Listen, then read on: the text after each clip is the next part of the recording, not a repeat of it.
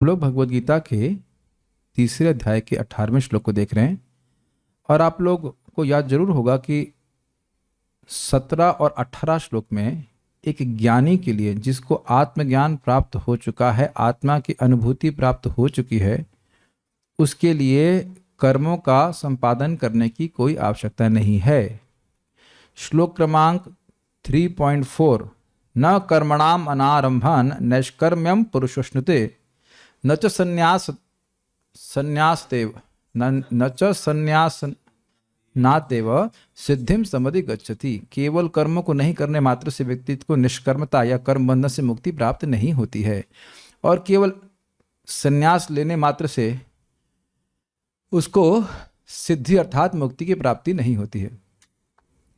तो अब 4 से लेकर के 16 तक कर्म के मार्ग को बताएगा। व्यक्ति को कर्म, जिसका हृदय शुद्ध नहीं है, जो अज्ञ है, उसके चित्त की शुद्धि के लिए कर्म के साधन को बताएगा। कर्म करो और किस प्रकार से तुम्हारा हृदय शुद्ध होगा। लेकिन जिसका हृदय शुद्ध हो गया है, अंतःकरण शुद्ध हो गया है पहले से ही, पिछले जन्मों से या जैसे भी कर लीजिए, उसका अंतःकरण शुद्ध हो गया है और वह आत्मा के आनंद का अनुभव कर रहा है, उसके लिए कोई कर्म करना बाकी नहीं है। यह श्लोक क्रमांक 17 और 18 में बताया जाएगा। तो अब श्लोक क्रमांक 17 को एक बार फिर से आप देखें कि इसमें क्या कहा गया था भगवद गीता का। यस्तु आत्मरतिरेव स्याद् आत्मतृप्तश्च मानवः आत्मन्येव च सन्तुष्टस्तस्य कार्यं न विद्यते। यस्तु आत्मरतिरेव स्यात्, लेकिन यह जिसकी आत्मरतिरेव स्यात्, जिसकी आत्मा में ही रति अर्थात प्रीति है, और इस कारण से आत्मतृप्तश्च मानव, और जो ये मानव आत्मा में ही तृप्त रहता है, आत्मा के कार्यों में ही तृप्त रहता है, और इस कारण से आत्मनि एव च संतुष्ट, और इस कारण से वह आत्मा में ही संतुष्ट रहता है, आत्मा के आनंद भगवान की भक्ति में ही संतुष्ट रहता है, तो तस्य कार्यम न विद्यते, उसके लिए कोई कार्य की आवश्यकता नहीं। उसे कुछ कार्य, उसका कर्तव्य नहीं है कि ये कर्म करो, इस देवता को प्रसन्न करो, ये सब करने की कोई जरूरत नहीं है। तो ऐसा क्यों, उसके लिए यह श्लोक बोल रहे हैं। उसको, ऐसा व्यक्ति जिसकी आत्मा में ही रति है, आत्मा से ही तृप्त है, आत्मा में ही संतुष्ट है, उसके लिए कार्य नहीं होता है। तो भगवान ने बोला, लेकिन मान लो पूछे कि क्यों कोई कार्य नहीं होता है, तो उस पर श्लोक कह रहे हैं। मेरे पीछे बोलिए। नैव तस्य कृतेनार्थो न कृतेनेह कश्चन, नैव तस्य कृतेनार्थो न कृतेनेह कश्चन, न चास्य सर्वभूतेषु कश्चिदर्थ व्यपाश्रयः, न चास्य सर्वभूतेषु कश्चिदर्थ व्यपाश्रयः। नैव तस्य कृतेनार्थो न कृतेनेह कश्चन, नैव तस्य कृतेनार्थो न कृतेनेह कश्चन, न चास्य सर्वभूतेषु कश्चिदर्थ व्यपाश्रयः, न चास्य सर्वभूतेषु कश्चिदर्थ व्यपाश्रयः। नैव तस्य कृतेनार्थो न कृतेनेह कश्चन, नैव तस्य कृतेनार्थो न कृतेनेह कश्चन, न चास्य सर्वभूतेषु कश्चिदर्थ व्यपाश्रयः, न चास्य सर्वभूतेषु कश्चिदर्थ व्यपाश्रयः। नैव तस्य कृतेनार्थो न कृतेनेह कश्चन, नैव तस्य कृतेनार्थो न कृतेनेह कश्चन, न चास्य सर्वभूतेषु कश्चिदर्थ व्यपाश्रयः, न चास्य सर्वभूतेषु कश्चिदर्थ व्यपाश्रयः। श्लोक बड़ा है तो उसको पूरा करूंगा, आगे नहीं बोल रहे पारायण करने के लिए, पारायण टर्न में करेंगे फिर से। स्वरूप सिद्ध व्यक्ति के लिए न तो अपने नियत कर्मों को करने की आवश्यकता रह जाती है, और न ऐसा कर्म न करने का कोई कारण ही रहता है। उससे किसी अन्य जीव पर निर्भर रहने की आवश्यकता भी नहीं रह जाती। ये सब श्लोक बहुत अच्छे हैं, इनको तुम समझने का प्रयास कीजिएगा। यह इस जगत में कृतेना, कृत मतलब किया गया अपने इंद्रियों के द्वारा, और कृतेना तृतीय विभक्ति में है, तो कर्म के द्वारा, अनुष्ठित कर्म से। जैसे देखिए, इस समय हम एक कार्य कर रहे हैं, ऑब्वियसली भगवान की भक्ति का कार्य है, लेकिन अपने इंद्रियों से कर रहा है कि नहीं, बोल रहा हूं, आप सुन रहे हो, समझ रहे हो, तो उसका अनुष्ठान किया जा रहा है। तो ये कृत्य है, ऑब्वियसली ये विष्णु कृत्य है, लेकिन ये कृत्य है। तो कृत्य मतलब जो कुछ कार्य किया जाए, तो कृतेना मतलब कृत कार्य के द्वारा, कृत मतलब जो कार्य किया गया उसके द्वारा, तो इसलिए कह रहे अनुष्ठित कर्म से तस्य, उन आत्माराम पुरुष का, तस्य का मतलब केवल उसका होता है कि नहीं, यहां कंटेक्स्ट में है उस व्यक्ति का जो स्वरूप सिद्ध हो चुका है, जिसको जो आत्मा में ही संतुष्ट है, जो आत्मा में ही तृप्त है, जिसकी आत्मा में ही प्रीति, तस्य उसका। क्लियर हो रहा है? पिछले श्लोक से लीजिएगा, तस्य उसका, अर्थ पुण्य फल न एव, अर्थात ऐसा कोई उसका अर्थ नहीं है, ऐसा कोई पुण्य फल नहीं है जिसको प्राप्त करने के लिए वह कुछ कृत्य करे। तो अपने को परफेक्ट बनाने के लिए अब उसे और कोई कार्य नहीं करना है, वो पहले से ही परफेक्ट हो गया है। जिसको आत्मा के आनंद प्राप्त हो गया, परफेक्ट हो गया। आत्मा में रति, आत्मा में तुष्टि, आत्मा में संतुष्टि ही अपने आप में परफेक्शन है। अब क्या बचा करने के लिए? कोई भी देवता उनको कुछ दे नहीं सकता है, ये अर्थ है। अकृतेन च, और कर्म के अनुष्ठान को नहीं करने से भी कश्चन न, कोई दोष नहीं है। इसको आप पहले सुन चुके हैं। भगवान अभी इसी अध्याय में बोल चुके हैं कि तुम कर्म करते हो तो क्या होता है, यज्ञ करते हो, कर्म ब्रह्मोद्भवम विद्धि ब्रह्माक्षर समुद्भवम तस्मात् सर्वगतम ब्रह्म नित्यम यज्ञ प्रतिष्ठितम। तो कर्म वेद से आते हैं, वेद भगवान से आते हैं, तो भगवान नित्य ही उन यज्ञों में प्रतिष्ठित रहते हैं। तो स्वाभाविक सी बात है कि व्यक्ति को शुद्ध होने के लिए यज्ञ करना पड़ेगा, जिसके द्वारा वो भगवान का संपर्क प्राप्त हो जाए। लेकिन स्वरूप सिद्ध व्यक्ति को तो अपने हर कार्य से ऐसे ही भगवान का संपर्क प्राप्त हो रहा है, वह भगवान को हर जगह देख रहे हैं।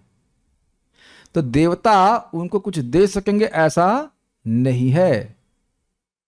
कुछ आप बात समझ पा रहे हैं? आपने सुना था ना कि जो व्यक्ति देवताओं को उन्हीं के द्वारा दी गई वस्तुओं को अर्पित नहीं करता है तो वह चोर है, वो उनके द्वारा दंडित है। तो नहीं करने के बारे में बताया गया था, और करने से क्या बोला गया था? देवान भावयतानेन ते देवा भावयन्तु वह परस्परम भावयन्तः श्रेय परमवाप्सतः। तो देवता तुमसे द्वारा भावित होंगे, सुखी होंगे, और तुमको वह सुख प्रदान करेंगे, और दोनों ही लोग श्रेय के मार्ग पे आगे बढ़ेंगे। तो यहाँ पे तो देवताओं से कुछ अपेक्षा है, और अगर नहीं कर रहा है तो व्यक्ति को दोष लगेगा, उसकी प्रगति नहीं होगी। लेकिन जो स्वरूप सिद्ध व्यक्ति है उसके अकृतेना, नहीं करने के द्वारा, उसे कोई कर्म के अनुष्ठान को नहीं करने से उसको कोई दोष नहीं लगेगा। उन्हें देवताओं से कोई मतलब नहीं है, अपमान नहीं कर रहे हैं, लेकिन देवताओं के पास जो है उससे उनको कुछ प्रयोजन नहीं है, क्योंकि आत्मा में ही उनकी संतुष्टि है, आत्मा में वे तृप्त हैं, और आत्मा में उनकी रति है, और उसको कोई रोक नहीं सकता है। अस्य सर्वभूतेषु च कश्चिद अर्थ व्यपाश्रयेण, और इनका, अस्य इसी व्यक्ति का, स्वरूप सिद्ध व्यक्ति का, सर्वभूतेषु च, ब्रह्मांड स्थित समस्त भूतों में भी, भूत का मतलब होता है जीव, जीव भूत महाबाहु, तो ब्रह्मांड मतलब ब्रह्मा जी से लेकर के एकदम स्थावर योनि, किसी को भी पकड़ेंगे उसमें भी कश्चित अर्थ, अपने प्रयोजन के लिए, अर्थ मतलब प्रयोजन, उद्देश्य, उसके लिए व्यपाश्रय ना, कुछ भी आश्रणीय नहीं है। हमको ये सिद्धि चाहिए, आप मेरी मदद कर सकते हैं क्या, ऐसा उसके लिए कोई आवश्यकता नहीं है इस जगत में किसी के प्रति भी। इस जगत का मतलब भगवान एकमात्र उसके आश्रय हैं। ध्यान दीजिएगा कि जीव कभी बिना आश्रय के नहीं रह सकता है, लेकिन यहां क्या बोल रहे हैं? सर्वभूतेषु, अर्थात किसी जीव का, कोई जीव उसका आश्रय नहीं है, भगवान के अतिरिक्त कोई उनका आश्रय नहीं है। ये समझ में आ गया? हमारे जूम के भक्ति भी समझ ही रहे होंगे श्लोक को, ठीक है। मेरे पिछले साल जब इसको पढ़ा रहा था तो मैं सोच रहा था कि यह भी तो कुछ खाता पीता ही है, तो क्या देवताओं के द्वारा प्रदत्त वस्तुओं से वो खाता नहीं होगा? वो देखिए, पहली बात तो ऐसे स्वरूप सिद्ध व्यक्ति की सारी आवश्यकताओं को भगवान सीधे पूरा करते हैं, ये बात तो समझ में आना चाहिए। और दूसरी बात क्या है, ये शरीर चलाने के लिए जो कुछ करे सो करे, लेकिन कर रहा है, लेकिन वो देवताओं का आश्रय लेके नहीं कर रहा है, वो भगवान का आश्रय लेके कर रहा है। समझ रहे बात? भगवान उसकी आवश्यकताओं को पूरे करते हैं, और उसके आगे आगे भगवान स्वयं कहेंगे योग क्षेम वहामि अहम, नॉट थ्रू देवतास। ऐसे समझने का प्रयास कीजिए कि भाई जैसे मान लीजिए एक पिता है, तो पिता अपने बच्चे को किसी के हाथों टिफिन पहुंचा दे, और दूसरा तरीका यह है कि पिता स्वयं ही अपने बच्चे को टिफिन ला के दे, तो वहां बोला जाएगा वहामी, मैं स्वयं वहन करता हूँ। बहुत से माता पिता अपने पिताजी अपने बच्चों को खुद ड्राइव करके लेके जाते हैं, और कहीं कहीं बोल देते हैं कि ड्राइवर को लगा देते हैं। तो भगवान अपने भक्तों के लिए ड्राइवर नहीं लगाते हैं, वो स्वयं स्वयं सेवा करते हैं भक्तों की। इसीलिए बोल रहे हैं योगक्षेमम वहां भी हम। बहुत आगे अच्छे श्लोक हैं, वो सब आगे आएगा तब देखा जाएगा। लेकिन भगवान के अलावा वह किसी भी देवता का आश्रय नहीं लेता। देखिए, जब हम सब बोल रहे हैं तो उसका अर्थ ये नहीं कि मैं इस लेवल पे हूं। हम लोग को तो अभी पग पग पे सहायता लेनी पड़ती है, लेकिन जैसे जैसे व्यक्ति का हृदय शुद्ध हो जाएगा वह वैसे वैसे वो केवल भगवान का ही आश्रय लेगा। Is it all okay? ठीक है।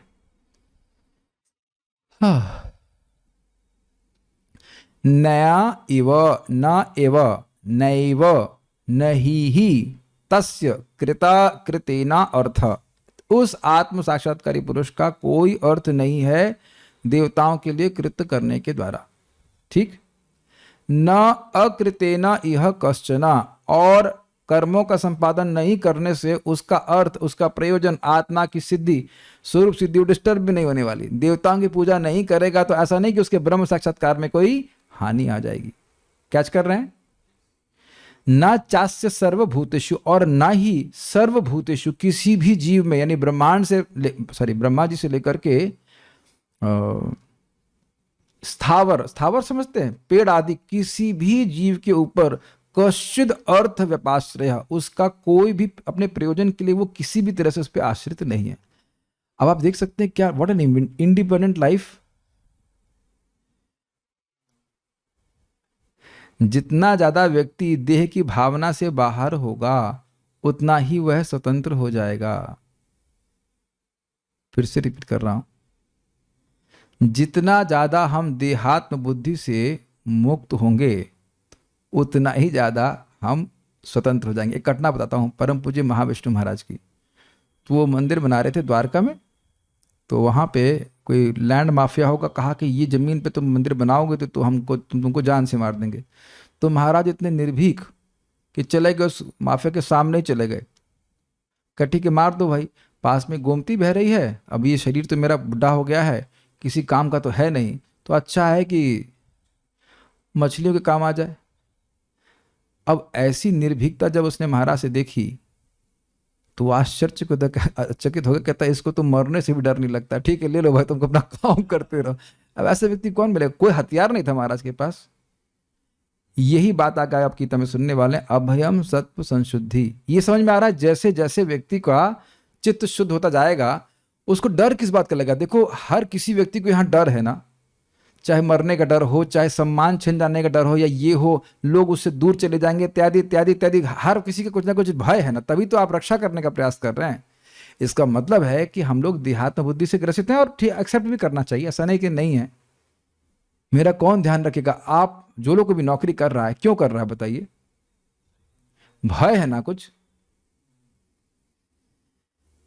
आत्मा को क्या जरूरत है वो नौकरी करने की? अरे लोग क्या कहेंगे, लोग पहले आपको देखे तो सही, पहले आपको लोग देख लें उसके बाद ना कुछ बोलेंगे। देखिए, वस्तुतः हम चर्चा कर रहे हैं, लेकिन हर व्यक्ति को अपने स्तर पे ही काम करना पड़ेगा, जिस चेतना के स्तर पे, वहां से धीरे धीरे प्रगति करे। लेकिन ये समझ लीजिए कि जितना चित्त शुद्ध हो जाएगा उतना ये रियलाइजेशन हो जाएगा कि मैं आत्मा हूं। तो फिर इस जगत में कौन ऐसा व्यक्ति जो मेरे लिए कुछ करेगा? और जब पूरा रियलाइजेशन हो जाएगा तब तो कुछ रहा ही नहीं बाकी। एकमात्र आश्रय कौन रहेंगे? कृष्ण मोरा प्रभु त्राता जीव हलग्रान। कृष्ण मेरे एकमात्र प्रभु हैं, त्राता है, उस सर्व समर्थ है, सारी सारी सारी चिंता समाप्त होती चली जाएगी। धीरे धीरे प्रकाशित होता है। ठीक है, श्रीधरी देखिएगा बड़ा सुंदर है। कृतेना अर्थात कर्म के संपादन के द्वारा उसका कोई अर्थ अर्थात पुण्य नहीं ही है। उसको कुछ पुण्य नहीं कमाना है। वैसे हम लोग अपने पे अगर घटित करें तो पुण्य कमाने के लिए तो कुछ नहीं करना है। हरे कृष्णा कृष्णा कृष्णा हरे हरे, हरे राम राम राम हरे हरे। आज मैं जब मैं लोगों को डिस्टर्ब नहीं किया, लेकिन मैं मन में आ रहा था बड़ा सुंदर कि पुण्य की फैक्ट्री तो हमारी जीभ ही है। जितना चाहो उतना पुण्य कमाओ, है ना? हरे कृष्ण कृष्ण कृष्ण हरे हरे, हरे राम राम राम हरे हरे। कितना पुण्य इससे अर्जित हुआ, इसकी व्याख्या हम लोग तो आज तक कभी इसके शास्त्र में नहीं सुने। ये जरूर बोला गया है कि करोड़ों करोड़ों यज्ञ, अश्वमेध यज्ञ भी एक बार कृष्ण नाम बोलने के बराबर नहीं है, लेकिन कृष्ण नाम बोलने का क्या पूरा फल है ये कहीं वर्णन नहीं हुआ है। बस ऐसे ऐसे बोल दिया जाता है अंदाजा देने के लिए कि अब अनगिनत जन्मों के पाप एक नाम से ही नष्ट हो जाते हैं। तो ये अपने आप में असीमित फल हुआ कि नहीं? ये चीजें स्मरण कर करके मेरे को दूसरों को नाम बोलने की प्रेरणा मिलती रहती है। वो चाहे 4 करे चाहे 6 करे, अगर निरपराधिक रूप से कर रहा है तो उसको असीमित लाभ प्राप्त हो रहा है। एक ही नाम आपको भगवत धाम पहुंचा देगा। चक्रवर्ती पार्टी का समझाते हैं 6.2.9 तो अब भी कोई कर्म करना रह गया बताइए? अब आप लोग अपनी चेतना को देख लीजिए। पुण्य कमाने के लिए या अपने हृदय को शुद्ध करने के लिए हरि नाम पर्याप्त है कि नहीं? बस। गीता पर्याप्त है कि नहीं? प्रसाद, गीता, भागवत, इसके अलावा और क्या हम बताइए अपने हृदय को शुद्ध करने के लिए अंगीकार कर रहे हैं? कुछ भी नहीं कर रहे। बस शरीर ठीक इसलिए रखते हैं ताकि ये सब चीजें हम करते रहें। खुद अभी देख लीजिए इस समय आप कितना एडवांस्ड हो गए सभी लोग। मैं कहूं कि हम होम करेंगे, यज्ञ करेंगे जिसके द्वारा आपके हृदय शुद्ध हो जाएगा, तो कहीं हृदय शुद्ध हो जाएगा कि गीता क्या आंखें फूट गई कि गीता नहीं पढ़ सकता हूं? है ना? और आप यह भी देख रहे हैं भक्त लोग कि आप एक कृष्ण भावना भावित जीवन शैली से पूर्णतः संतुष्ट हैं। है कि नहीं? सी आत्मनि एव संतुष्ट, आत्मनि एव तृप्त, आत्मनि एव प्रीति।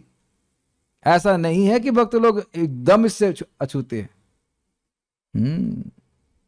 और धीरे धीरे और बढ़ता चला जाएगा। तो ये तो समझ में आ गया कि भाई अपना पुण्य कमाने के लिए उसे कोई कर्म करने की जरूरत नहीं है। Is it all okay with all the devotees here?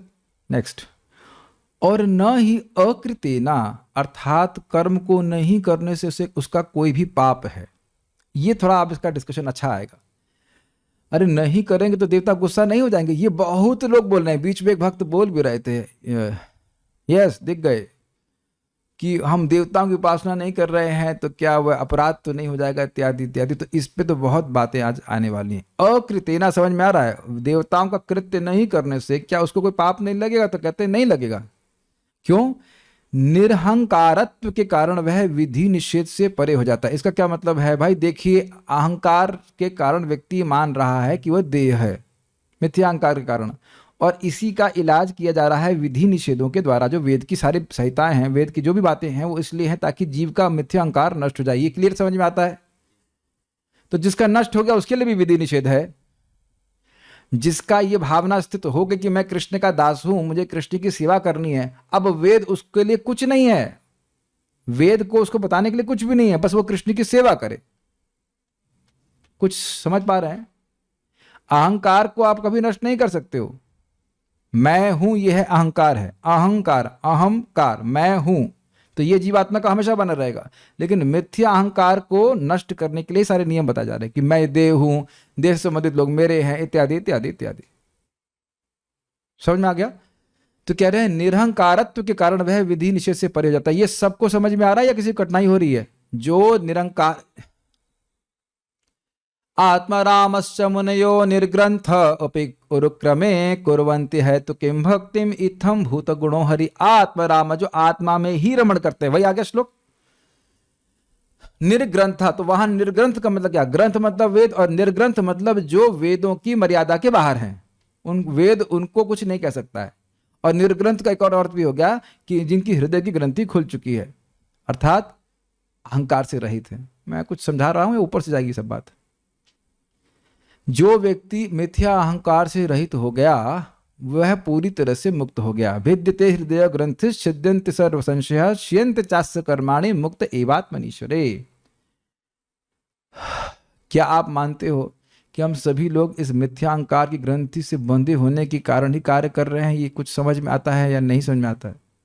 मैं स्त्री हूं, मैं पुरुष हूं, मैं ब्रह्मचारी हूं, मैं गृहस्थ हूं, ये सब मिथ्या अहंकार है कि नहीं? और इसी के कारण व्यक्ति को कार्य करना पड़ रहा है। क्या मैं ये मानता हूं कि मैं ये लाल स्वेटर हूं?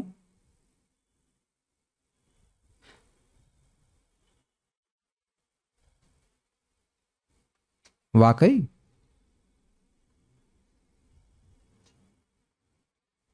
ये बहुत गंभीर प्रश्न कर रहा हूं मैं। क्या वाकई हम ये मानते हैं या हम नहीं मानते हैं कि हम ये स्वेटर है लाल या पीला? यहां तक कि कपड़े से भी पहचान कर रहे हैं, और देह की पहचान के तो आप बात छोड़ दीजिए। जब पहचान कपड़े से कर रहे हो तो देह से कितनी पहचान आप समझ लीजिए। दिस इज अमेजिंग ना। इतना भी सामर्थ्य नहीं जागृत हुआ कि लोग कपड़े से पहचान ना करें। इस जगत में लोग अलग अलग कपड़े क्यों पहनते हैं? अलग दिखने के लिए। कपड़े से नहीं पहचान हो रही है। तुम कपड़ा अलग पहन रहे हो, आदमी वही हो, बोका। अग्रीड? इसका मतलब ये नहीं कि बहुत खराब कपड़े पहने, लेकिन देखो हमारे सामने एक भक्त बैठे घिसी हुई जीन्स पहने हुए, और ऐसा भी नहीं कि बेचारे गरीब हैं। गरीब हैं तो डोनेशन कैसे दे रहे थे फिर? आप लोग सोच रहे हो कि मैं निंदा नहीं कर रहा हूं। समझने का प्रयास कीजिए कि हम सभी लोग अलग दिखना चाहते हैं, और उसकी अभिव्यक्ति इसी प्रकार से हो रही है, कपड़े के द्वारा या हेयर स्टाइल के द्वारा, चश्मे के द्वारा। क्या आप सब लोग स्वीकार कर रहे हैं कैसे अहंकार हमारी हर चीजों में प्रवेश कर रहा है? We are trying to be different so that we can be in centre. और ऐसे व्यक्ति के लिए कुछ ना कुछ उसके लिए कर्तव्य है, क्योंकि वो शुद्ध नहीं हुआ है। लेकिन जो व्यक्ति निरंकार हो गया, उसका यही भावना है कि वह कृष्ण का सेवक है और उसे कृष्ण की सेवा करनी है। तो अब ऐसी शुद्ध स्थिति में आने के बाद उसके लिए कोई विधि निषेध नहीं रहा। रात्रि दिन नाम लिया खाईते सुईते, ताहार महिमा वेद न कहे पारीते। जो रात और दिन भगवान का नाम उच्चारण कर रहा है, भगवान की भक्ति में लगा है, उसके लिए वेद अब क्या कहेगा? कुछ तुम करते रहो सब कुछ ठीक। अब बड़ा इंटरेस्टिंग है, तथापि हम श्रुति से ऐसा सुनते हैं कि तस्मात् तद एषाम देवानाम न प्रियम यद एतद मनुष्याः विदुः। अर्थात इसलिए इन देवताओं को यह प्रिय नहीं है कि मनुष्यों को यह मोक्ष का ज्ञान प्राप्त हो। बृहदारण्यक उपनिषद 1.4.10। तो प्रश्न आएगा कि भाई किस लिए? अब आप सुनिए कितना सुंदर बात है। इसी श्लोकों का, ये 1.4.10 काफी लंबा, इसमें काफी सारे श्लोक हैं, तो इसका एक सेक्शन यहाँ कोट किया गया है। उसका आगे का बीच वाला भाग देखने का प्रयास कीजिए। नोट उसी में से दिया गया है।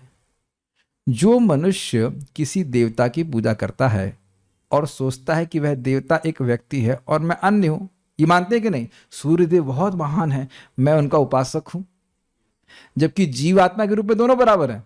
देख रहे हैं? वह कुछ नहीं जानता, वह मनुष्य कुछ नहीं जानता, बिल्कुल अज्ञ है, वरन वह देवता के लिए एक पशु की भांति है। आप देखो, कर्म का मार्ग किसके लिए रखा गया था? अज्ञ व्यक्ति के लिए रखा गया था ना। और अज्ञ मतलब पशु। पशु अपने में और उस मनुष्य में भेद देख रहा है कि नहीं? अपने स्वामी में भेद दिख रहा है कि नहीं? इसी प्रकार से एक मनुष्य जो देवता की उपासना कर रहा है, वह अपने में और देवता में भेद देख रहा है। मैं भी जीवात्मा हूं और देवता भी जीवात्मा है। जैसे आप भी जीवात्मा हो, मनुष्य हो, और प्राइम मिनिस्टर भी मनुष्य हैं। लेकिन आप देखो कि जो अज्ञ व्यक्ति है वह प्राइम मिनिस्टर को बहुत बड़ा आंकता है। कैच कर रहे हैं? मानते ना कि प्राइम मिनिस्टर बहुत बड़े हैं ये, जबकि समझना ये चाहिए कि इस समय वह शक्ति प्रदत्त मनुष्य हैं। Got it? उसी प्रकार से जो भगवान की भक्ति करते हैं वह मान रहे हैं कि वह भी जीव हैं और भगवान देवता भी जीवात्मा है, वो भगवान नहीं है, वो भगवान से अलग नहीं है, भगवान के द्वारा शक्ति प्रदत्त जीव हैं। Is it okay?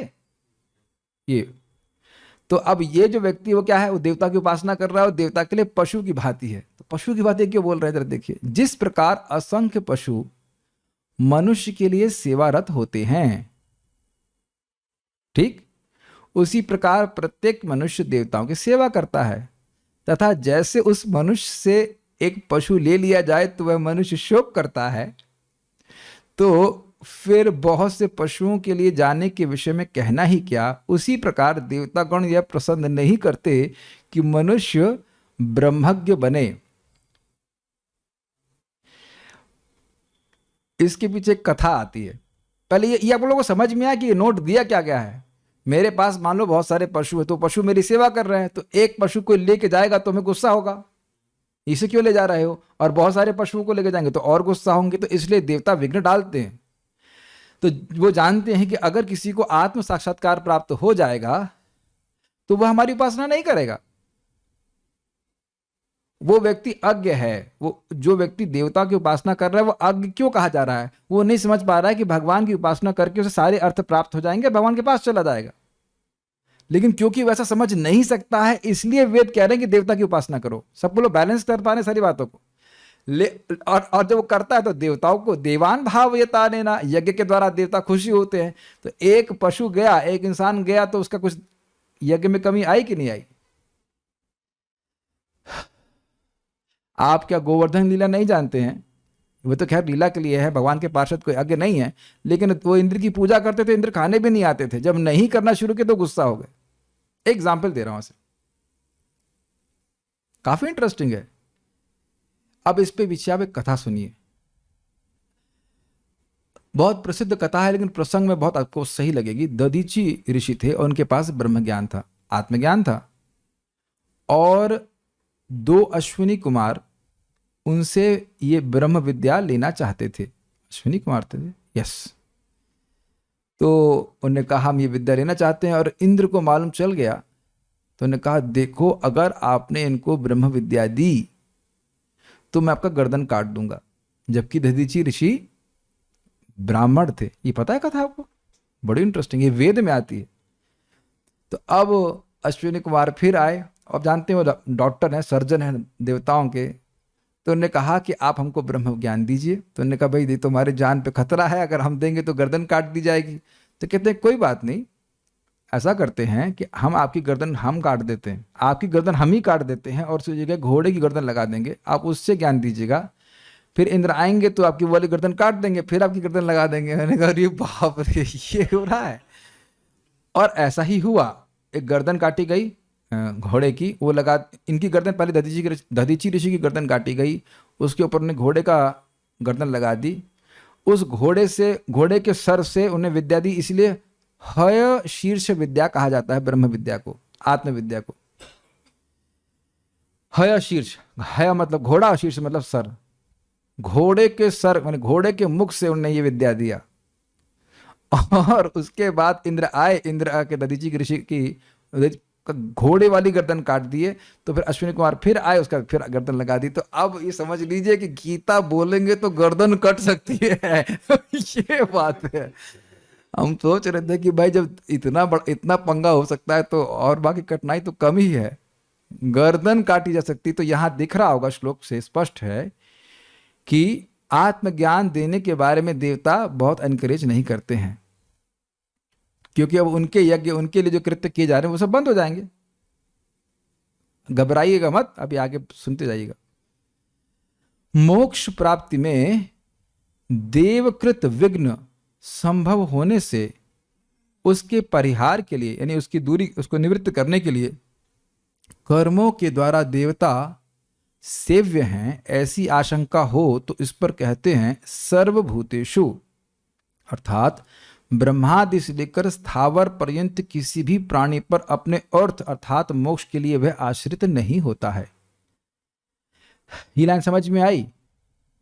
वो ये कह रहे हैं कि देखिए अकृतेना, आपने कहा कि देवताओं का कार्य नहीं करने से उसका कोई नुकसान नहीं होता है, लेकिन देखिए अगर देवताओं का कुछ कार्य नहीं करेगा तो देवता तो विघ्न डालेगा, और देवता विघ्न डालेगा तो उसका अर्थ की प्राप्ति नहीं होगी। स्वाभाविक सी बात है।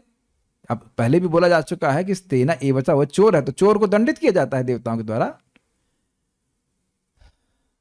जो देवताओं को उनका यज्ञ भाग नहीं दे रहा है वो चोर कहा गया, भगवान ने स्वयं चोर कहा। लेकिन किस व्यक्ति को चोर कहा? जो आत्मा के ज्ञान को नहीं प्राप्त है उसको चोर बोला जा रहा है, लेकिन जो आत्मा के ज्ञान को प्राप्त है उसको चोर नहीं कहा था।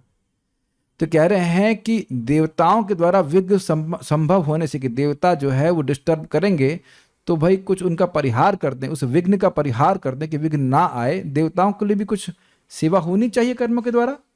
जैसे भगवान ने स्वयं बोला था देवान भाव्यतानि न ते देवा भाव्यंत वा परस्परम भाव्यंता श्रेय परम वाप्सतः। तो कुछ कर्म, कुछ यज्ञ कर रहे हैं तब तो मिल रहा है। भाई आपने सुना नहीं कि आहुति दी गई अग्नि में, और किसको मिली? सूर्यदेव को, और सूर्यदेव ने वर्षा किया। तो अब इधर आहुति नहीं देंगे तो सूर्यदेव को नहीं मिलेगी ना। लेकिन कहने समझने का प्रयास कीजिए कि जो व्यक्ति आत्म साक्षात्कार में स्थित हो गया, अब उसको सूर्य से चंद्र से कोई अपने प्रयोजन यानी मोक्ष को प्राप्त करने के लिए कुछ नहीं चाहिए। अरे ऐसे समझ लीजिए ना, यहाँ कितने भी देवता घूम रहे हैं, आपने प्रसाद पा लिया बढ़िया से, तो अब कुछ भी नहीं चाहिए। प्रसाद में ही प्रीति, प्रसाद में ही संतुष्टि, प्रसाद से ही तृप्त, तो बाहर की जलेबी में कोई इंटरेस्ट नहीं है। वो पेमेंट से कुछ करने की जरूरत नहीं है, पेमेंट करते तब ना जलेबी मिलती है, लेकिन अब संतुष्ट है तो कुछ भी जरूरत नहीं करने की। सर्वभूत से तो स्पष्ट समझ आ रहा होगा। भूत मतलब जीव और सर्वभूत मतलब ब्रह्मा जी से शुरू कीजिए और पेड़ तक चले जाइए, उसको किसी भी व्यक्ति की जरूरत नहीं है अपने आत्म साक्षात्कार को प्राप्त करने के लिए। और आपने देखा ना, चैतन्य चरितामृत में हम लोग सुन रहे थे, लक्का हीरा को क्या बोले, निरंतर लो कृष्ण नाम कर तुलसी से वो न, अच्छी रात पावे तुम्ही कृष्ण चरण। केवल 2 साधन, नामोच्चारण करो, तुलसी जी की सेवा करो, और किसी चीज को करने की जरूरत नहीं है, और तुम्हें भगवान के चरणों की प्राप्ति हो जाएगी। तब कौन देवता रोक लेगा, क्या कर लेगा, बताइए। फाइन। अर्थ व्यपाश्रय, इसमें आश्रय ही व्यपाश्रय का अर्थ है। मतलब वह अपने आगे पढ़ा लिखा गया, अर्थे अर्थात मोक्ष की प्राप्ति में भगवान श्री कृष्ण के अतिरिक्त उसका कोई आश्रयणीय नहीं है, ये अर्थ है। ये ध्यान देना होगा कि भगवान की सेवा के बिना कुछ नहीं प्राप्त होने वाला है। तो किसी भी आश्रित नहीं है, इसका मतलब है कि जीवों पे आश्रित नहीं है, लेकिन भगवान पे तो जीव निरंतर हमेशा ही आश्रित रहता है, ये ग्रहण करना होगा। ठीक है, अर्थ व्यपाश्रय समझ में आ गया। विघ्न के अभाव को भी श्रुति में ही कहा गया है कि तस्य, इसी श्लोक में आगे 1.4.10 बृहदारण्यक उपनिषद में, तस्य ह न देवा च न आभूत्या ईशते आत्मा ही येषाम सह भवति। बृहदारण्यक उपनिषद 1.4.10। जिसने आत्मा का साक्षात्कार कर लिया है उसके लिए देवता भी बाधा उत्पन्न नहीं करते हैं, क्योंकि आत्मा सभी की प्रिय बन जाती है। तो अब 2 केस बन रहे हैं उसी श्लोक में। जिसने आत्मा का साक्षात्कार नहीं किया उसको डिस्टर्ब करेंगे नहीं जाने देंगे, या जो भी है, और जिसने कर लिया उसे प्रेम कर लेंगे। तो क्या करना चाहते हैं आप लोग? आत्मा का साक्षात्कार करना चाहते हैं। जो भगवान की भक्ति करता है उसकी सहायता भगवान स्वयं करते हैं, देवता क्या कर लेंगे? बाधा उत्पन्न कर सकते हैं, लेकिन वो बाधाएं तो भगवान की प्राप्ति के लिए में सहायक ही हैं, क्योंकि उत्कंठा हो जाती है। जैसे मान लीजिए ऋषिकेश प्रभु मैं लवर, अब मान लीजिए मैं स्त्री हूं, मैं स्त्री नहीं हूं लेकिन जस्ट बोल रहा हूं, अब मैं से मिलना चाहती हूं और मुझे रोका जा रहा है नहीं जाने दो मुझे मिलना है, तो मेरी उत्कंठा बढ़ रही कि नहीं? ऐसा देखा जाता है, इज इट नॉट? गोपियों के संग भी ऐसे हुआ था ना, भगवान ने रोक लिया तो उनकी उत्कंठा और बढ़ गई। Obviously they had love. तो जो व्यक्ति आत्म साक्षात्कार प्राप्त करना चाहता है, जब उसकी बाधा आती है तो आप देखिए उसका डिटर्मिनेशन और स्ट्रांग हो जाता है। आप मानते हैं बात? अरे यहां सब मानने के लिए बैठे हुए, समझ भी रहे हो मेरी बात? आप देखो सभी में जो वाकई कुछ चाहते हैं और कुछ बाधा आती तो उसको प्राप्त करने के लिए उत्कंठा और बढ़ जाती, और ऐसी उत्कंठा से ही भगवान की प्राप्ति होती है। इसलिए भगवान ऐसी व्यवस्था करें।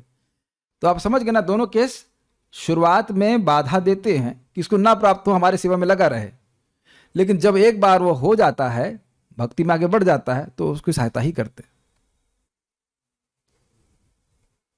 कुछ बैलेंस हो रहा? अब देखिए, ह ना, इस प्रकार यह 2 अव्यय अपि के अर्थ में है। श्लोक में दिखा है ना, ह और ना। अव्यय क्या होता है? देखिए, कुछ शब्द संस्कृत में होते हैं जिनके रूप नहीं चलते हैं। रामा रामा होता है ना इस तरह से, तो वो इस तरह से ह शब्द के रूप नहीं चलते और ना के भी नहीं चलते। तो क्या ये अव्यय शब्द होते हैं। च ही रहता है। संस्कृत समझ में आ रहा है कुछ?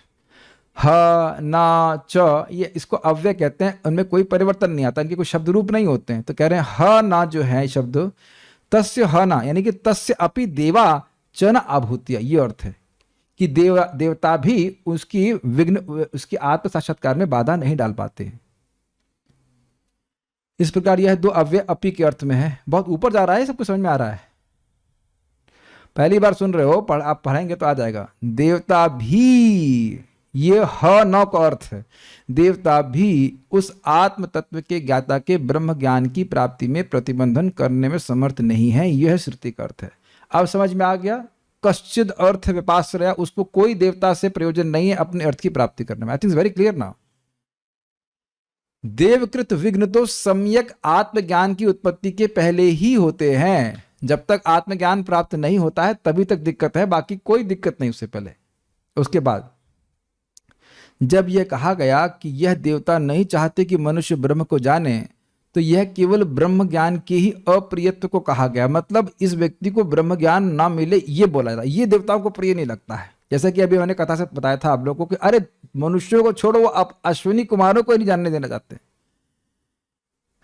और केवल वहीं देवताओं के विघ्न कर्तृत्व को सूचित किया गया है। मतलब विघ्न तभी देवता देते हैं जब तक व्यक्ति को ब्रह्म ज्ञान प्राप्त हुआ नहीं है। लेकिन अगर गुरु के आश्रम में रहकर भक्ति कर रहा है तो अब कोई देवता उसको परेशान नहीं करेगा। अर्थात केवल ब्रह्म ज्ञान की प्राप्ति से पहले ही देवता विघ्न प्रस्तुत कर सकते हैं, उसके उपरांत नहीं। जैसे कि आपने कथा में सुना, अश्विनी कुमारों को ब्रह्म ज्ञान प्राप्त हो गया तो अब इंद्र उनकी चॉपिंग नहीं करना है। प्रैक्टिकल समझ में आ रहा होगा कि जब अश्विनी कुमारों को ज्ञान प्राप्त हो गया तो इंद्र उनकी गर्दन नहीं उड़ा रहे।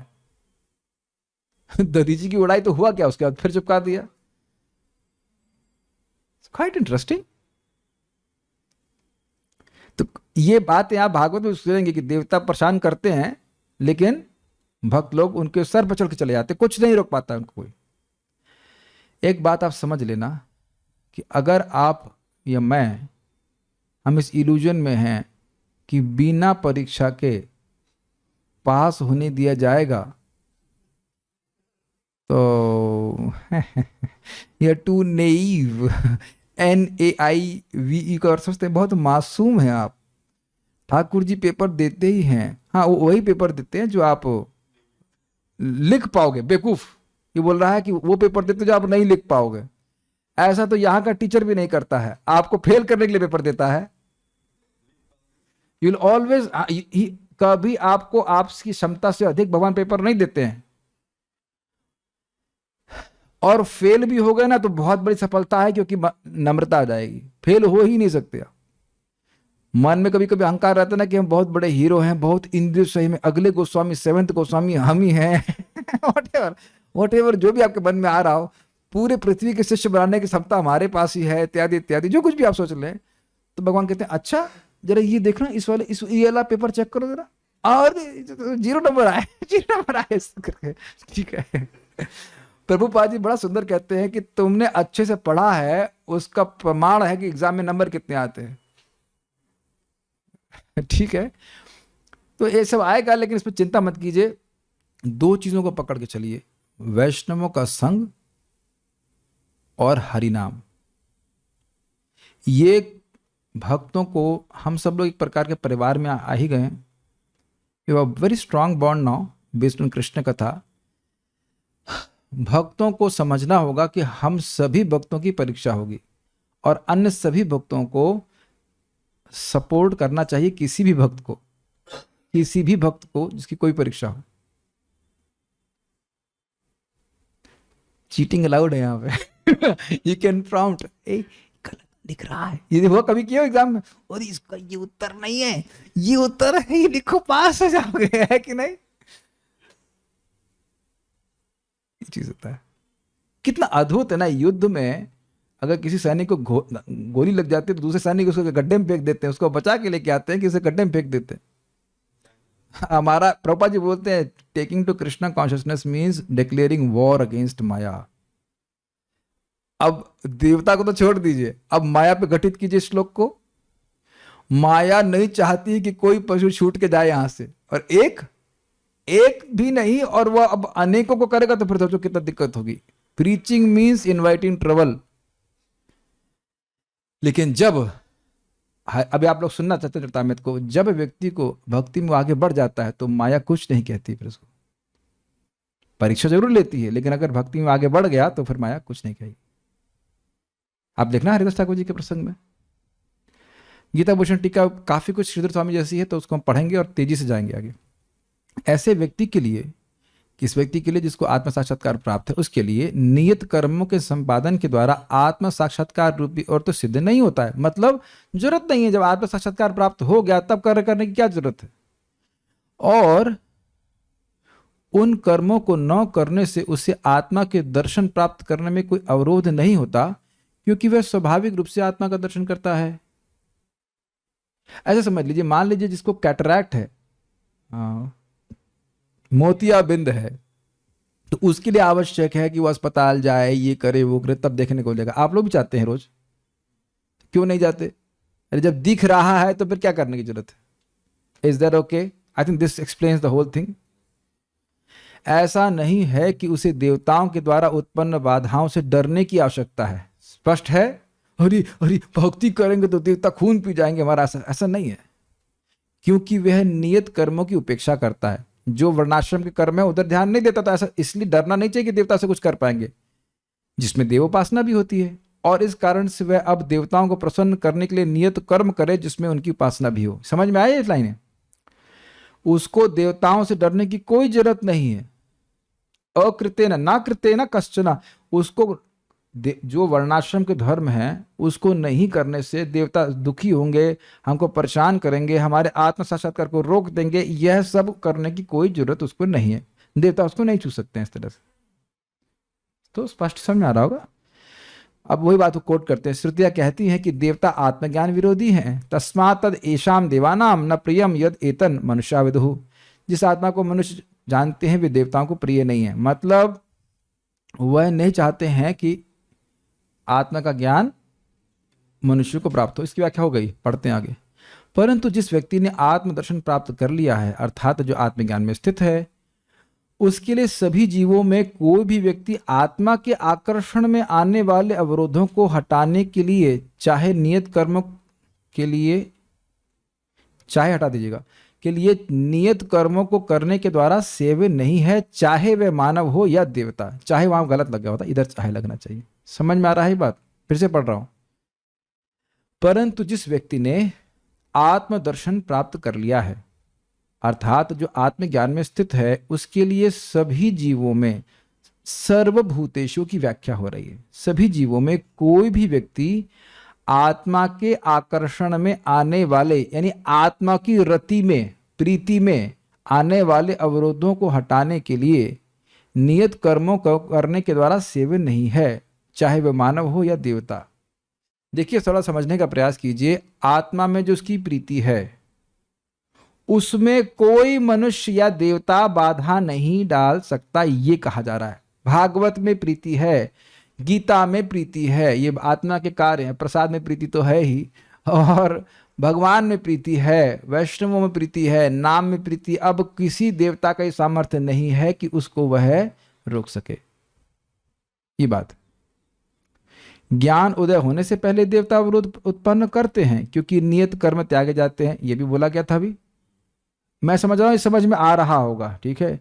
परंतु जब एक बार व्यक्ति आत्मा के आनंद को चख लेता है तो देवता उसके आत्मदर्शन में बाधा उत्पन्न नहीं करते, क्योंकि आत्मा का आनंद ऐसा प्रभावशाली है। देखिए, जिसने आत्मा के सुख का अनुभव कर लिया है वो कभी निकृष्ट सुख के द्वारा प्रभावित नहीं होगा। Got it? आगे भगवत गीता में आता है, यम लब्ध्वा चा परम लाभम मन्यते नाधिकम ततः। उस लाभ को, भक्ति के सुख को प्राप्त करके व्यक्ति सोचता है अब मुझे इससे अधिक और कुछ नहीं चाहिए। जब व्यक्ति हृदय में अंदर से ही तृप्त है, उसको क्या प्रलोभन देंगे हम? किस चीज का प्रलोभन दोगे? स्त्री का, धन का, चेलों का?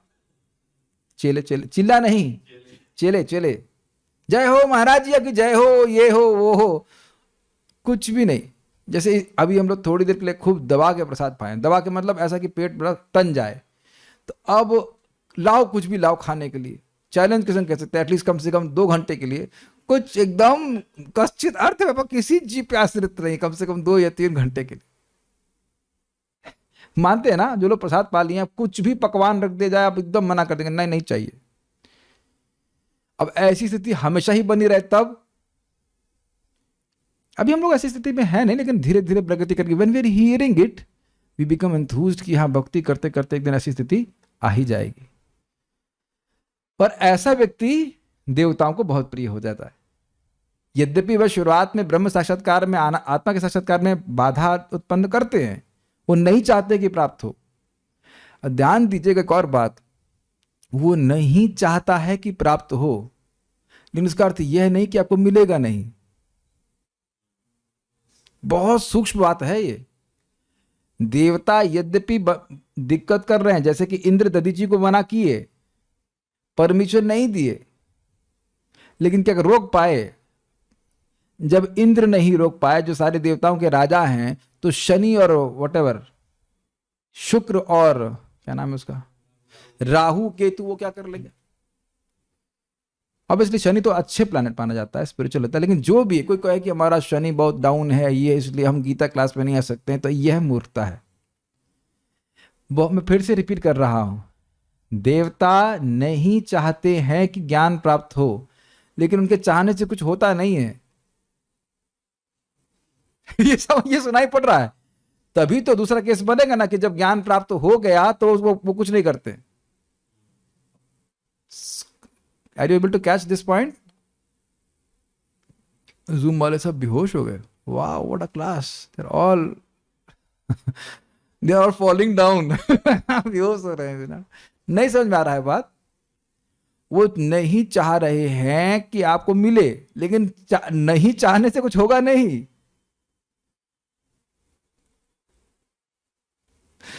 क्योंकि भक्ति, हम लोग भक्ति कंटेक्स्ट से बोल रहे हैं, भक्ति करते हैं भगवान के संरक्षण में। अब देवता ना चाहे तो उससे क्या होता है? हो सकता है कभी किसी को बीमार करते हैं, वो करते हैं, लेकिन फिर भी वो भक्ति करते रह सकता है। आप में से किसी के चार्ट में लिखा हुआ है कि आप हरे कृष्ण जपेंगे? लिखा हुआ है कुछ? कहीं ऐसा दिखा हो? या प्रभुपाद जी से मिलेंगे, ये कुछ भी नहीं लिखा ना ऐसा।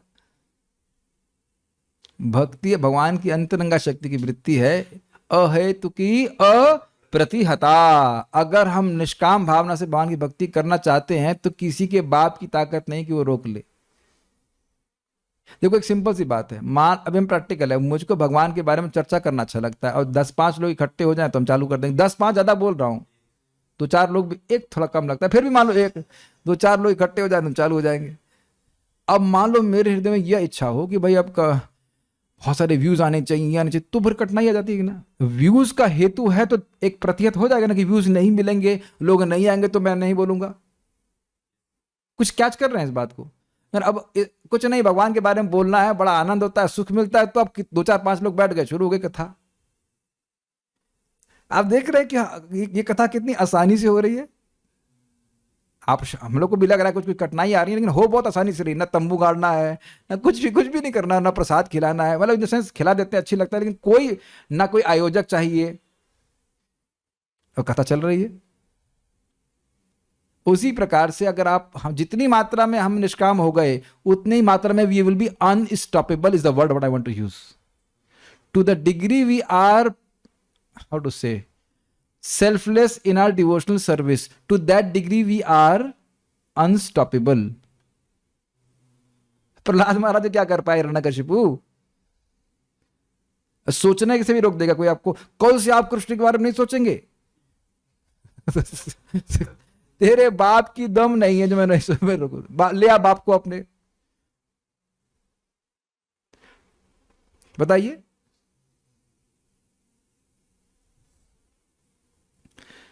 ऐसा भी कहा गया है कि तस्य ह न देवास न भूतया ईशते आत्मा ही एशाम। वही श्लोक बोला जा रहा है, जिसने आत्मा का साक्षात्कार कर लिया उसके लिए देवता भी बाधा नहीं उत्पन्न करते हैं, क्योंकि आत्मा सभी की प्रिय बन जाती है। ये श्लोक भक्ति के, साधना भक्ति के 2 विशेषताओं को प्रस्तुत करता है। शुभदा एक जो लक्षण नहीं, एक गुण है शुभदा, सारे मंगलमयता का आधार, मंगलमय गुणों को प्रकट कर देती है साधक के जीवन में भगवान श्री कृष्ण की साधना भक्ति। तो उसमें बताया गया है कि सभी जीवों से प्रेम करना, और सभी जीव उससे प्रेम करते हैं।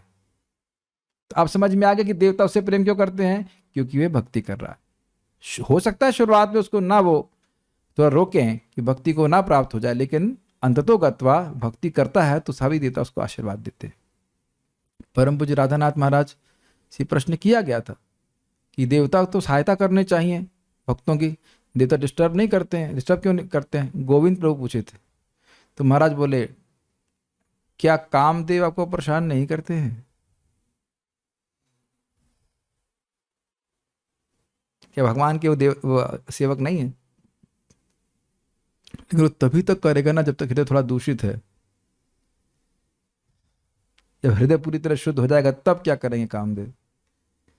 जब व्यक्ति मदन मोहन दिव्य काम देव अर्थात श्री कृष्ण से आकर्षित हो जाएगा तो यहां का कामदेव कैसे आकर्षित कर पाएगा उसको? Is that okay? तो आप समझ रहे हैं ना, जब तभी तक परेशान कर रहा है जब तक हम कृष्ण से आकर्षित नहीं हैं। आप यहां देखो ना, आप सभी लोगों के लिए सहज है ना इस समय आराम से 10 से 11 गीता सुनना, या कुछ आप लोग तपस्या कर रहे हैं, रुक जाओ अपने मन को बैलेंस करो, फोकस करो, मन उधर जा रहा है इधर जा रहा है, ऐसा कुछ? इसलिए naturally we are attracted to Bhagavad Gita, naturally. तो इसी प्रकार से जब भगवान के प्रति इस प्रकार की भक्ति जागृत हो जाती है, कोई भी देवता नहीं कर पाता कुछ भी। देवता भी इतने शक्तिशाली नहीं होते कि वे आत्मा के आनंद में बाधा उत्पन्न कर सकें ऐसे व्यक्ति के लिए जिसने आत्मा की अनुभूति को प्राप्त कर लिया है, क्योंकि आत्मा उनको भी प्रिय हो जाती है और उनका सामर्थ्य भी नहीं होता है। अब जिसको नाम जप में रुचि हो गई, ए बाहर निकलो, बाहर निकलो, रोड पे जाओ, अच्छा हरे कृष्ण कृष्ण कृष्ण हरे हरे राम, ए चलो उठो वहां महल में जाओ, हरे कृष्ण कृष्ण कृष्ण हरे हरे राम राम राम। इसीलिए हम भक्तों से बोलते हैं, अपना मैं बोल रहा हूं कि गीता भागवत का ज्ञान को ग्रहण करने का प्रयास करना चाहिए। किसी के बाप की दम नहीं है कि आपके ज्ञान को छीन ले। Once it is there, it is there. Get attuned to the knowledge of Bhagavad Gita. मैं तो कई बार बोलता हूं कि आप एक श्लोक को तैयार कर लीजिए, तो शर्मा जी इस बात को मानेंगे कि एक श्लोक तैयार कर लिया है और उसके बाद आप धड़ाधड़ क्लास देते चाहिए उसके ऊपर, और 6 जगह क्लास दे दीजिए, वो पक्का हो गया। किसी की सामर्थ्य नहीं है कि वो छीन ले उसको। शरीर भी छूट जाएगा तब भी वो ज्ञान आपके पास रहेगा, फिर देह प्राप्त होगा, फिर आपके पास देखेंगे पैदा होते ही गीता बोलना शुरू कर दे। क्या आप लोग पता नहीं समझ रहे हैं? जो भी आप जाप कर रहे हो वो आपके अकाउंट में जा रहा है कि नहीं? अब कोई तो छीन तो सकता नहीं, तो उधर देखना चाहिए ना। इस जगत की किसी वस्तु के प्रति आसक्त होंगे, छीन ली जाएगी, छीनने के लिए ही बनी है, छीन जाने के लिए ही बनी हुई है। तात्पर्य, स्वरूप सिद्ध व्यक्ति को कृष्ण भावना भावित कर्म के अतिरिक्त कुछ भी करना नहीं होता। इसका क्या मतलब होगा? जिसको समझ में आ गया मैं जगत का हूं ही नहीं, भक्ति करते ही करते, तो अब उसको भक्ति के अलावा और कोई कार्य नहीं करना होता है। तो मैंने बताया ना, जिसको जो सोच रहा है कि उसका कोई और कर्तव्य है भक्ति के अलावा, तो उसके लिए अभी वो कर्तव्य है। Got it? और जो अब समझ गया कि नहीं कृष्ण की भक्ति के अलावा और कोई कर्तव्य नहीं है, तो उसके लिए कोई कर्तव्य नहीं है। Just simple. कृष्ण भक्ति कैला सर्व कर्म कृत होए।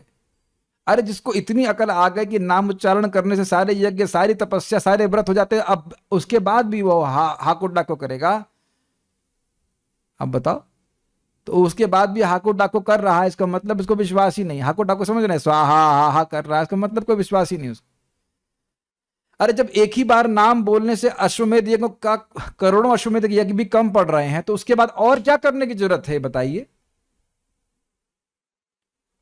तो जो व्यक्ति सोच रहा है उसका हृदय अशुद्ध, इसलिए करने की जरूरत, अन्यथा नाम अपने आप में पर्याप्त है। प्रभुपाद बड़ा स्पष्ट कहते हैं, the whole bhakti can be based only on shravan kirtan process, because my disciples can't do it, that's why I have to create so many engagement for them. अपने आप में नाम पूरा समर्थ है।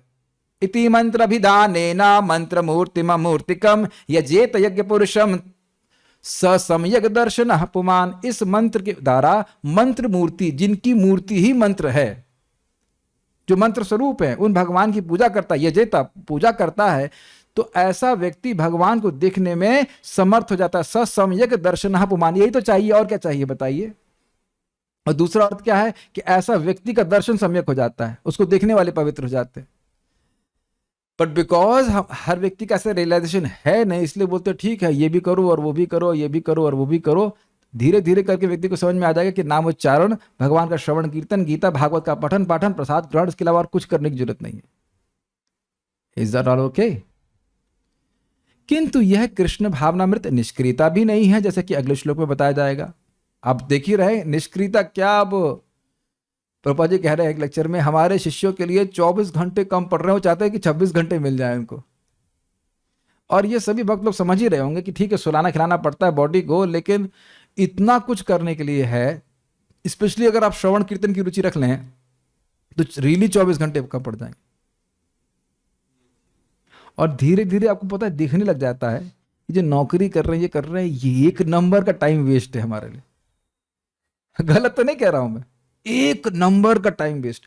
और जो कुछ भी आप, हम नाम नहीं रख रहे, जो कुछ भी जगत में कार्य कर रहे हैं वो एक नंबर का टाइम वेस्ट है, कुछ नहीं मिल रहा उससे। जिसका रियलाइजेशन नहीं है वो नौकरी करता रहे कोई दिक्कत नहीं है, लेकिन जिसका हो गया रियलाइजेशन वो नहीं करेगा। अपना शरीर चलाने के लिए जो थोड़ा बहुत अपना कर लिया तो कर लिया, इतना मरेगा नहीं। तो इसलिए इसका अर्थ यह नहीं कि बस खाली बैठा चुपचाप कुछ कर नहीं रहा है, करने के लिए बहुत ज्यादा है। देखो आप अगर इतना ही स्वीकार कर लो कि नाम उच्चारण से भगवान के पास लोग चले जाएंगे, तो आप कितने लोगों को प्रीचिंग करोगे, और उसके अलावा कुछ दिमाग में रहेगा आपके? कृष्ण भावना भावित व्यक्ति किसी की शरण ग्रहण नहीं करता, चाहे वह मनुष्य हो या देवता। तो क्या भगवान की भी नहीं करता? भगवान की करता है, इसलिए अन्य किसी की नहीं करता। बहुत सिंपल आचार्यगण बताते हैं कि जो व्यक्ति राजा का सेवक है, यहां पे मान लो प्राइम मिनिस्टर के ऑफिस में काम करता है, तो वह नीचे के ऑफिस में काम क्यों करेगा? जो सम्राट की सेवा कर रहा है वो अब नीचे के अन्य राजाओं की सेवा क्यों करेगा? ये कहने का अर्थ।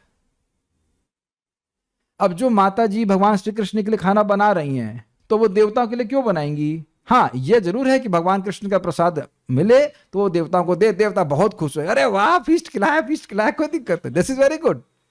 लेकिन अन्य अन्य देवताओं की उपासना करने की कोई जरूरत नहीं है। कृष्ण भावनामृत में वह जो भी करता है वही उसके कर्तव्य संपादन के लिए पर्याप्त है। इसका मतलब क्या है?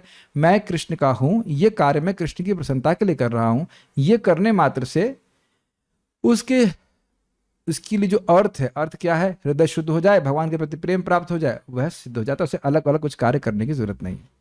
I just see if there some questions.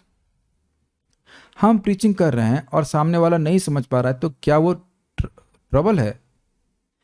अरे भाई एक बार प्रभुपाद जी से एक शिष्य ने पूछा, Prabhupada ji preaching is very difficult. Prabhupada ने कहा, when did I tell you it was easy? प्रचार टफ है तो प्रभुपाद ने कहा, मैंने कब कहा कि आसान है?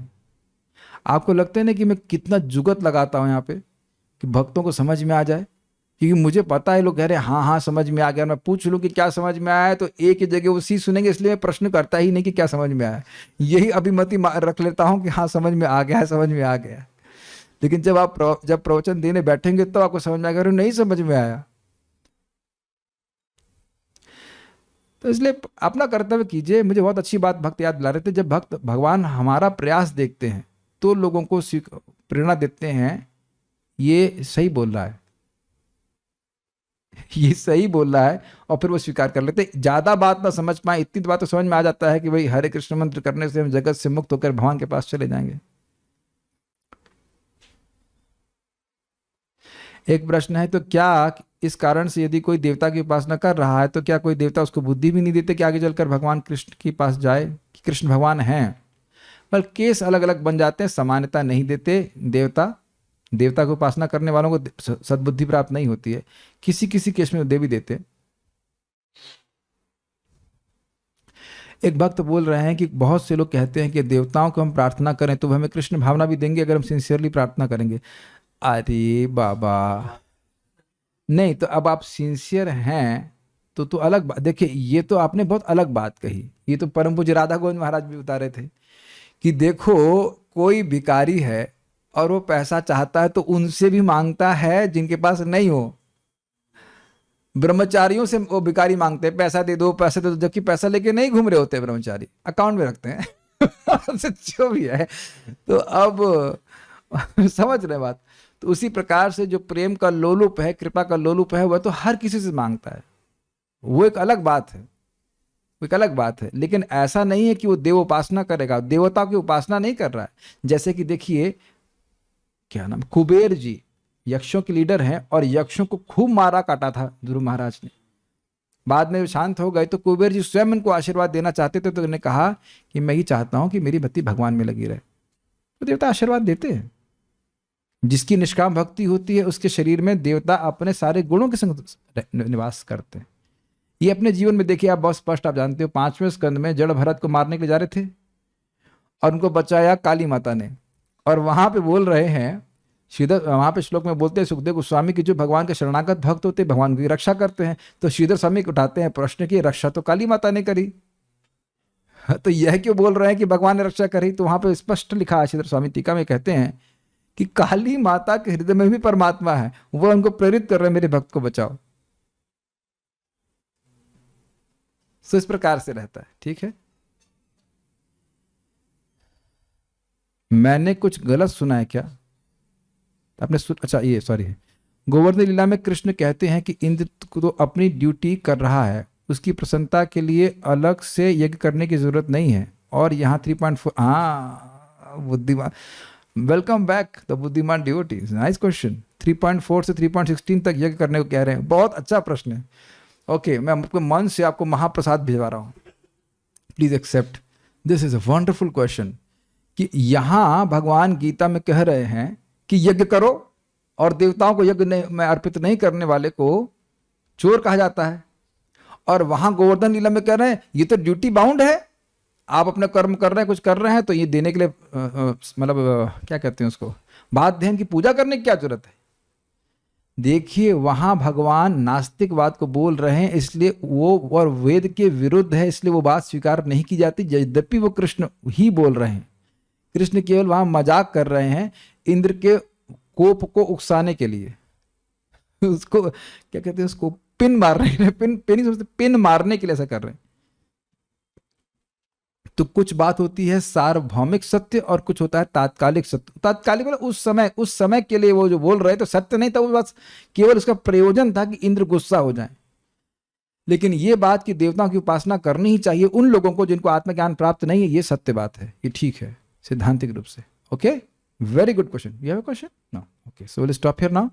श्रीमद् भगवद गीता की जय, श्रील प्रभुपाद की जय, ताई गौर प्रेमानंदे।